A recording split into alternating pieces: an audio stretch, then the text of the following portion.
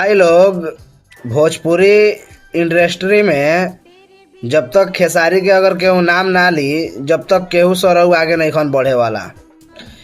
पहले तो पवन सिंह के गाना फिल्म ना चलत रहा तो पवन सिंह खोद देवत रहलन खेसारी लाल यादव के। आ बीच में है एगो पवन सिंह के लड़कवा जौन गुंजन सिंह बा, उहो कूद जाता काहे के ओकरा अभी ना गाना चलता ना फिल्म चलता। आ उ अब केकरा नाम ली तो अब गाना फिल्म चली खेसारी लाल यादव के।